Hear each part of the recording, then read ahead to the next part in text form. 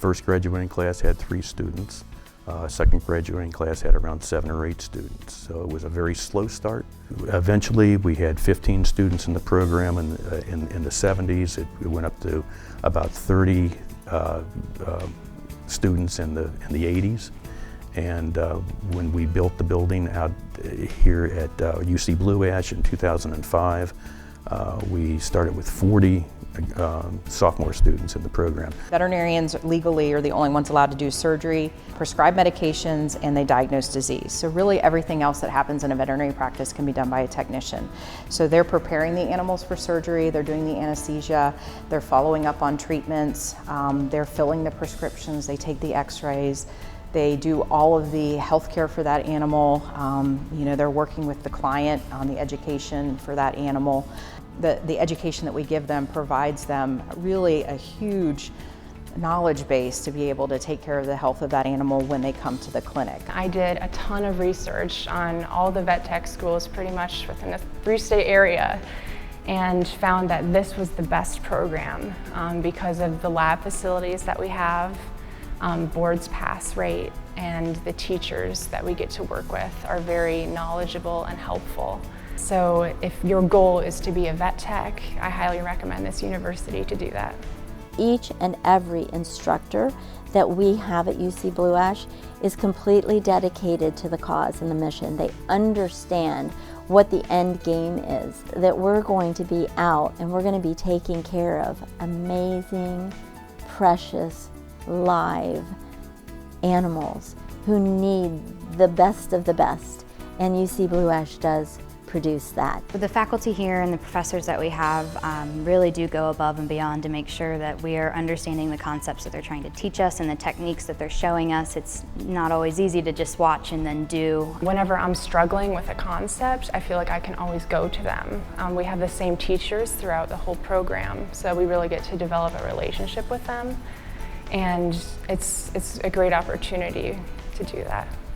Many of our doctors here are willing to explain more in depth if you have questions or if you're simply not understanding you know, a way that we're reading something on a microscope, or if the blood pressure or something isn't right, they go into more detail as to explain why and how to troubleshoot. And from my experience in previous classes, you know, it's just you don't get that fine-tuned attention that they give us here. So when the students are here, they are really doing everything that they will be doing in private practice once they complete, get their license, and get a job. They do exactly the same. They just have the supervision of the instructors, so we can catch any little mistakes or any things they need to improve on before they go outside, you know. So they do everything just like they're gonna do when they have their jobs. Things that I really enjoyed at the vet tech program was going off site, getting to interact with large animal. That's not something that we typically get to do in this field.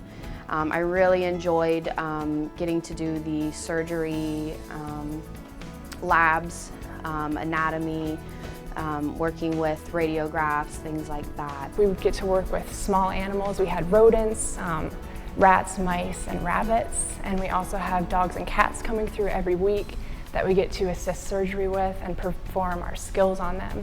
So we actually get to perform on more live animals than models, which is a huge plus because that's what we're actually going to be doing once we get out in the field. Being able to come here and kind of slowly learn how to get histories, learn how to get blood and give injections and things like that. So this was able to kind of help me solidify my technical skills.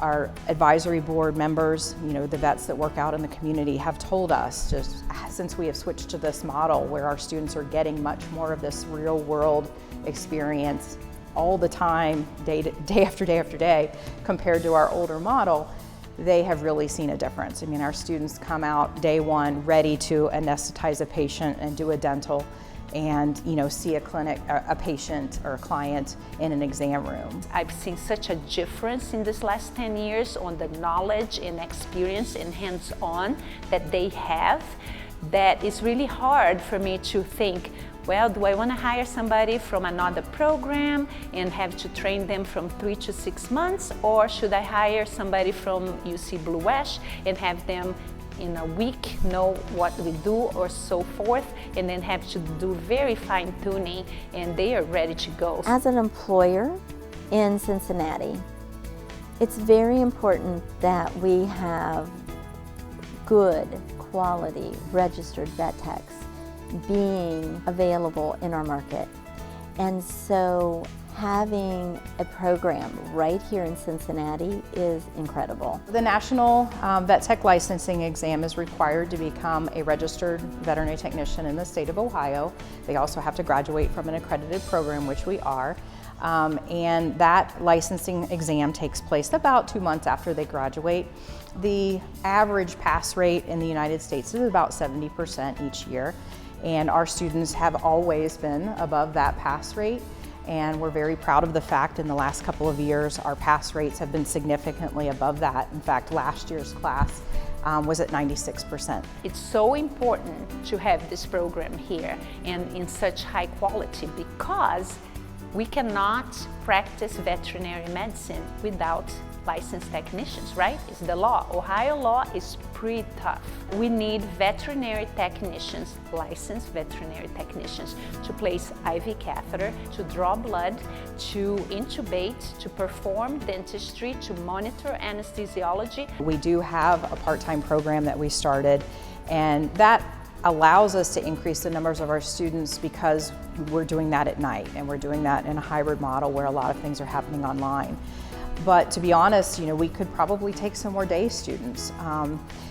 We do not have a functional classroom right now. We're sharing space with the rest of the college, which is at a premium, to be honest. And we have been told by the AVMA that we need to have our own classroom, or we need to have a dedicated space classroom. So we have been working very, very hard over the last 10 years to try to generate interest and generate funds to put an addition on our building. We have a lot of opportunity out there if we can get more office space, more student space in our building. We have no student space. The students literally sit on the floor and eat their lunches here.